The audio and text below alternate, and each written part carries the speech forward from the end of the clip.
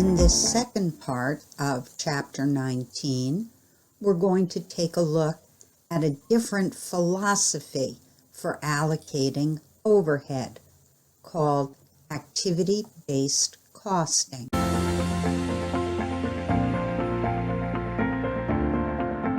Activity-based costing explores the question of what causes manufacturing overhead costs to exist. Allocation bases like direct labor hours, machine hours, or direct labor dollars don't really cause most manufacturing overhead to exist.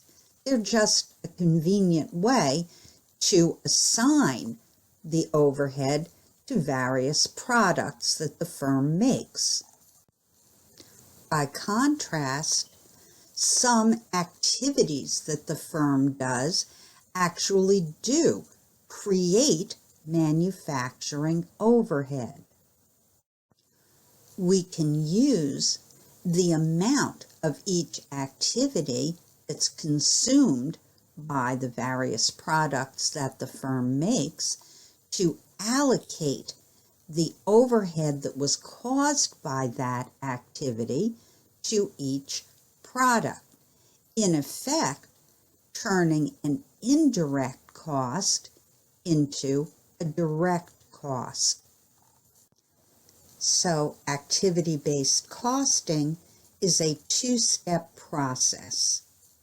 First, we assign the manufacturing overhead to various activity pools according to the activity that caused that overhead to come into existence.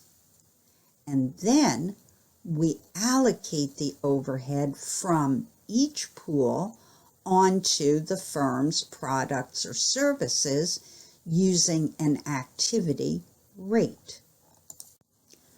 Let's look at how this works.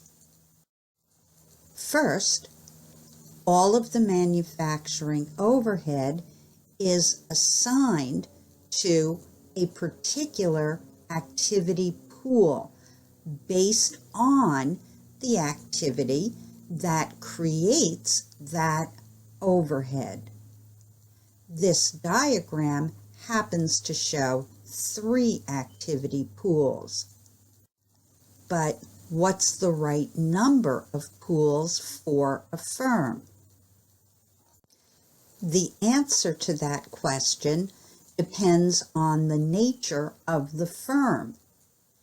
Too few pools, and the firm won't be able to capture all of the activities that create overhead costs.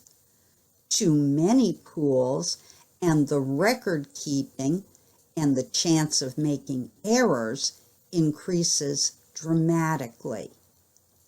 As the firm chooses to use more pools, having an Excel spreadsheet would be very useful. Now, an activity rate for pool 1 can be used to allocate the overhead costs from that pool to the firm's products according to their consumption of that activity. And the same thing can be done for activity pool 2 and activity pool 3 and as many other activity pools as the firm has.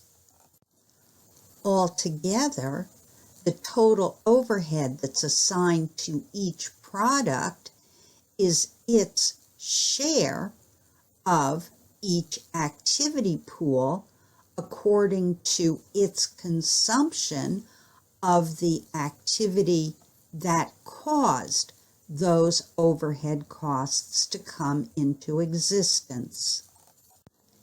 In this way, activity-based costing assigns more manufacturing overhead to the products that demand more manufacturing overhead from the firm. A cost driver, or it's sometimes called an activity driver, is the thing that causes a particular cost to increase. So we need to identify a cost driver for each activity pool and then use that driver to allocate the manufacturing overhead from that pool to the products. For example, when it comes to material ordering, we could use the number of orders. In other words, products that need more material orders deserve more material ordering costs. For setting up machines, we could use the number of setups. A machine setup occurs when a machine is going to stop doing one kind of task and start doing some different task. Production grinds to a halt. All of the workers stand around and wait. The technician comes and changes the setting on the machine and tests the machine to make sure that the new settings are correct. Then production can resume. If a firm uses the number of setups to allocate setup costs, then it's saying that products that need more setups deserve more of those setup costs. On the other hand, it's possible that some setups may be more complicated than others. In that case, the firm might choose setup hours to assign those costs rather than the number of setups. Material handling involves moving stuff around the factory, and it requires forklifts and trained drivers and insurance. The forklift driver brings raw materials from the materials warehouse to the factory floor and brings partially finished units from one department to another. A common cost driver for material handling costs would be the number of batches.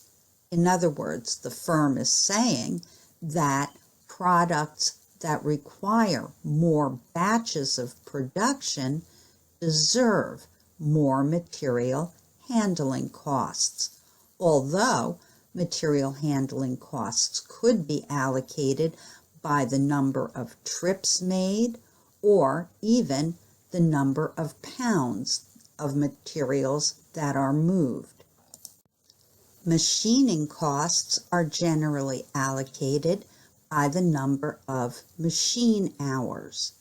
In other words, products that spend more time on the machines deserve more of the machining costs. For packaging and shipping costs, a firm might choose the number of shipments as the cost driver, or it might choose the number of labor hours or some combination of the two. One of the problems with traditional costing based on direct labor hours or machine hours or direct labor dollars is that it treats all manufacturing overhead costs as if they were unit-based costs.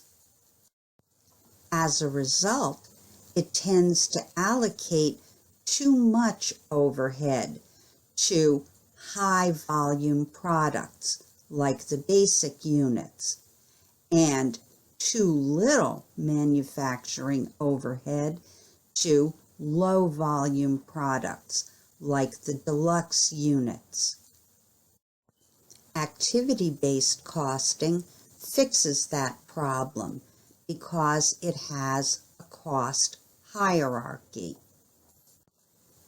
Some cost drivers, like machine hours, are volume related. That means that they assign more of their pool's overhead costs to products that have more units. But some costs, like materials handling costs, are allocated by the batch, so they assign more of those costs to the products that use more batches, regardless of how many units are in the batch. Some costs aren't volume related or batch related. They relate to the number of products that the firm makes, like safety testing or nutritional information. So using something like the number of tests allocates more costs as the number of products increases, regardless of how many units or how many batches are made. And some overhead costs are facility related, like rent on the factory or depreciation on the manufacturing equipment or snow removal from the driveway. These costs increase as the number of factories increase, regardless of how many units or how many products or how many batches are made in each factory. There are 4 basic steps to activity-based costing: identifying the activities, choosing the cost drivers, computing the cost driver rates, and assigning the costs. Let's see how that works.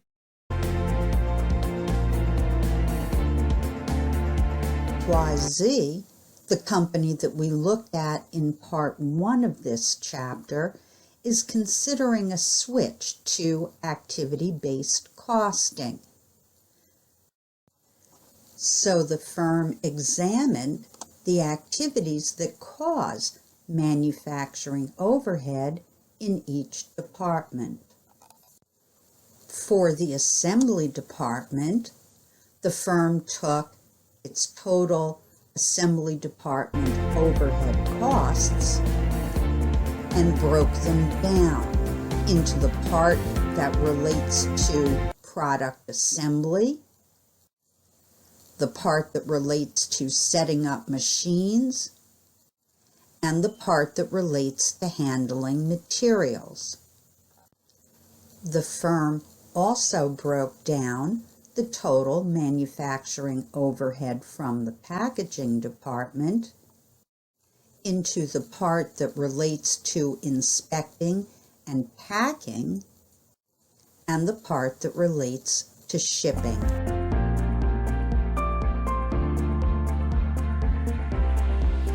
The next step is to identify the cost driver for each activity.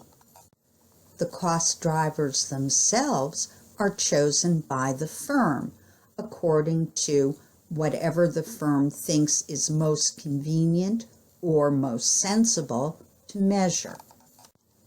Then the firm needs either to measure or to estimate the amount of each cost driver that goes into the basic units and into the deluxe units, and add the total amount for each kind of unit to get the total amount of that cost driver. In the assembly department, the firm chose number of machine hours as the cost driver for assembling overhead. And the firm determined how many machine hours were needed for the basic units and the deluxe units, and added them up to get the total. For machine setups, the firm chose number of setup hours as the cost driver. The firm determined how many setup hours would be needed for basic and deluxe units during the period and found the total. For materials handling, the firm chose number of batches as the cost driver and estimated how many batches they would have for the basic product and the deluxe product and found the total. In the packaging department, the firm chose direct labor hours as the cost driver for inspecting and packing overhead. The firm assessed how many direct labor hours it would need to inspect and pack the basic units and the deluxe units and found the total. For shipping overhead, the firm chose number of shipments as the cost driver and estimated how many shipments they would have for the basic units and the deluxe units and found the total.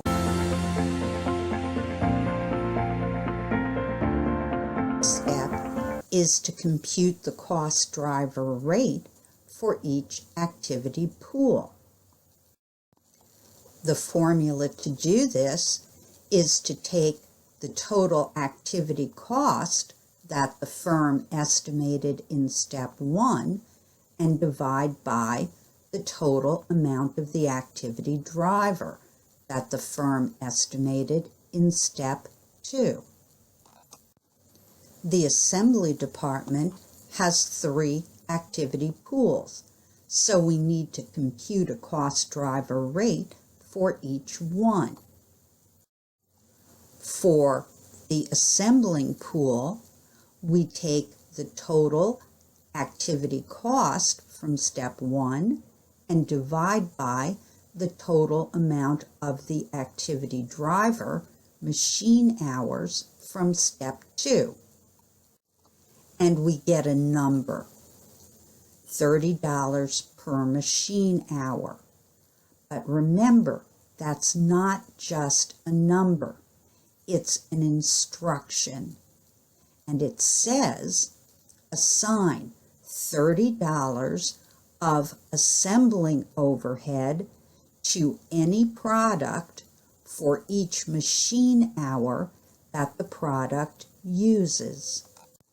For the machine setup pool, we take the total amount that the firm estimated for manufacturing overhead in that pool from step 1 and divide by the total amount of setup hours that the firm estimated in step 2. And the result tells us to assign $900 of setup overhead to any product for each setup hour that the product uses. Similarly, for the material handling pool, we take the total estimated manufacturing overhead in that pool from step 1 and divide by the total amount of the activity driver from step 2. and we get a number, $3,000 per batch. That tells us to assign $3,000 of materials handling overhead for each batch that's used by any product. In the packaging department, the firm has 2 activity pools, one for inspecting and packing and one for shipping. For the inspecting and packing pool, we take the total overhead cost from step 1 and divide by the total activity driver direct labor hours from step 2. And the result tells us that the firm should assign $5 of inspecting and packing overhead to any product for each labor hour that the product uses being inspected and packed. And we do the same thing for shipping overhead by taking the total amount in the shipping overhead pool from step 1 and dividing by the total number of shipments from step 2. The result tells us to assign $1,320 of shipping overhead to any product for each shipment.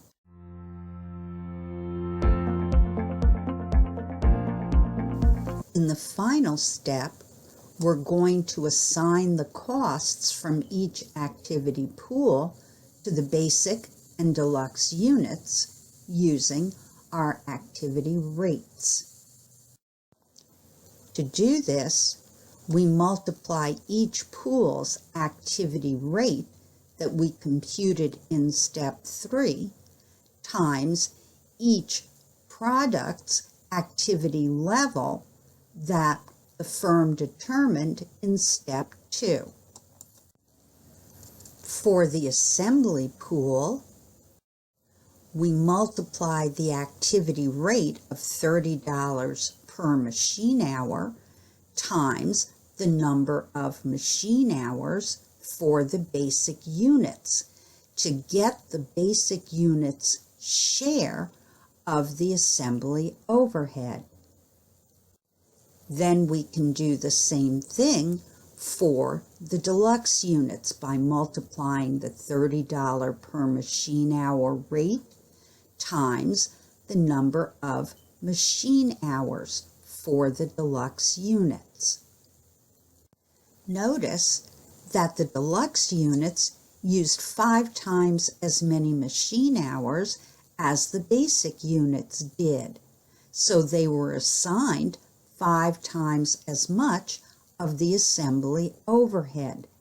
This model says that the deluxe units consumed more assembly overhead resources than the basic units, so they deserve a larger share of those costs.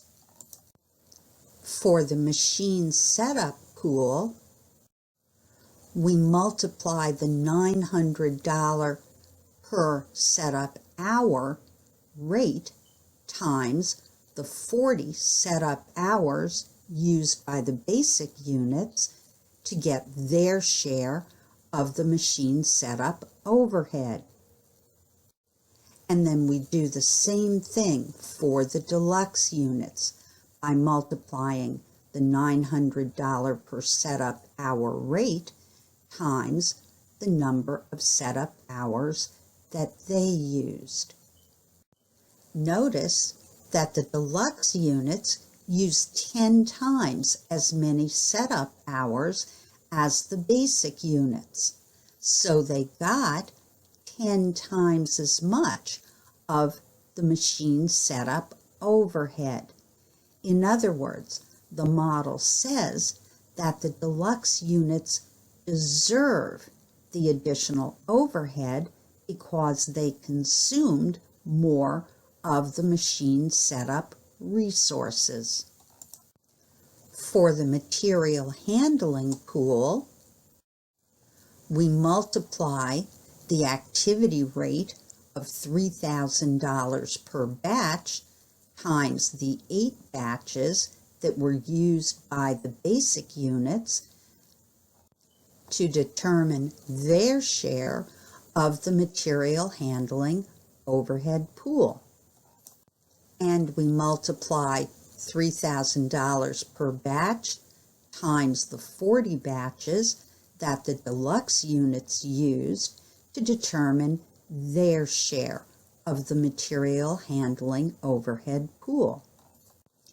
Here, the deluxe units had 5 times as many batches as the basic units did, so they received 5 times as much of the material handling overhead.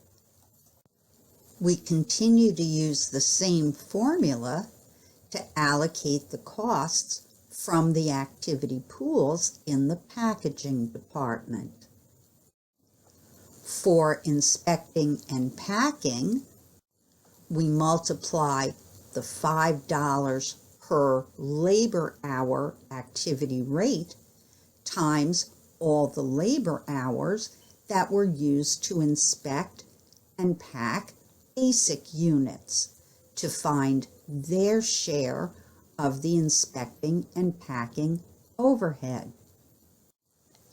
And we can multiply the $5 per labor hour rate times the number of labor hours used by the deluxe units to determine their share of this pool. In this case, the basic units used a lot more labor hours, so they received a larger share of the inspecting and packing overhead. Finally, for the shipping overhead pool, we multiply the activity rate of $1,320 per shipment times the number of shipments of basic units to get their share of the overhead in this pool. And we multiply the same activity rate times the number of shipments for deluxe units to get their share of the pool. Here, the deluxe units had twice as many shipments as the basic units did, so they received twice as much of the overhead from the shipping pool. Our model says that the deluxe units deserve it because they consumed more of the shipping overhead resources. Here is a summary of the overhead from our 5 cost pools for the basic units and the deluxe units.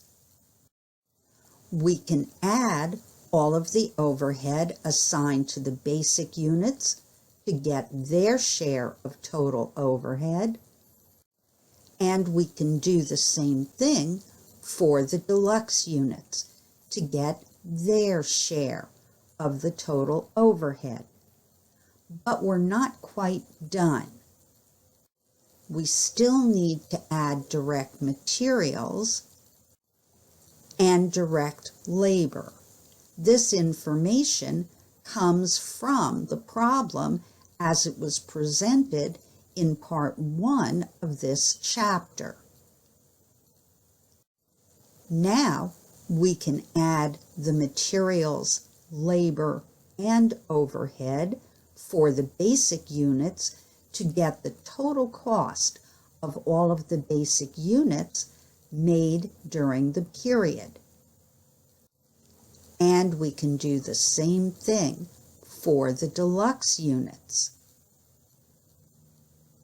Now we can divide the total cost for the basic units by the number of basic units that were made to get the cost per unit, a little over $39.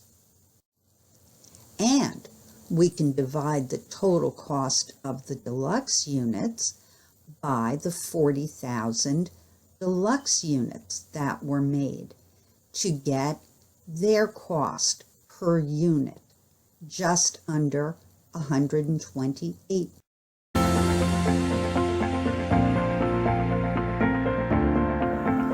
Here is a summary of the cost per unit that we computed for the basic product and the deluxe product using a single plant-wide rate and departmental rates and activity-based costing to allocate overhead to those units. And we notice they're not the same. So which costs are correct?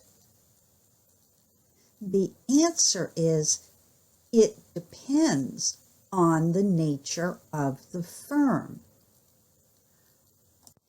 Each of these allocation models tells a different story about where the manufacturing overhead should be allocated. So each firm needs to think about which model tells their production story in the most realistic way, and also which model is the most convenient for the firm to use. But we do notice one thing. For the basic units, the cost per unit decreases as the model becomes more sophisticated, whereas the cost per unit for the deluxe product decreases as the model gets simpler.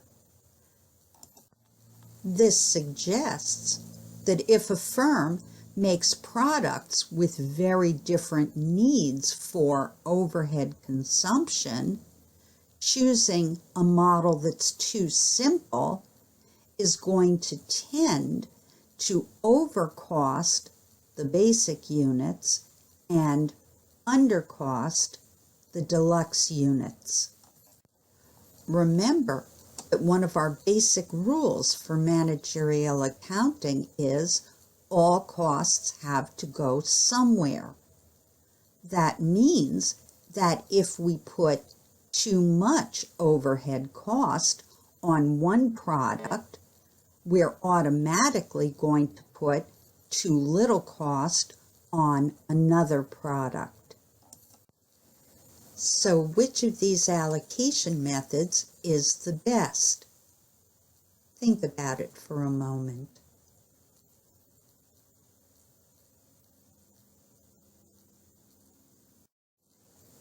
You're right. It depends on the nature of the firm. There's no point in a firm going to all the trouble of using departmental rates or activity-based costing if the firm is not going to get better information from using a more complicated method. On the other hand, it's a bad idea for a firm to use a method that's too simple if that simpler method is going to distort the firm's understanding of how much its various products cost to make. A single plant-wide overhead allocation rate works best for firms that only make one product, or firms that believe that their different products consume overhead resources in similar ways. Firms should choose departmental overhead allocation rates if they believe that their products consume overhead resources differently in different departments. And firms should choose activity-based costing if they make a wide variety of products that they believe consume overhead resources differently. We've talked a lot about manufacturing firms allocating their overhead. But what about service firms?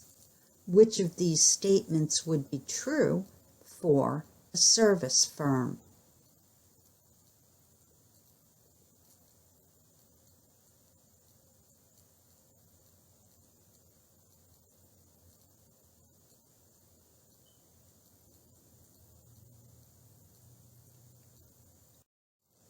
Well, it can't be answer B, because service firms offer a lot of activities. In fact, that's all they offer to their customers because they don't sell physical products. So answer B isn't right. And it can't be answer C. Service firms don't have direct materials and direct labor. So obviously, it can't be answer D either. The correct answer is A. Activity-based costing can help a service firm to make better decisions about the services that it offers by showing the firm how much overhead is consumed by the various services that it offers. Activity-based costing information can help a firm with which of these decisions?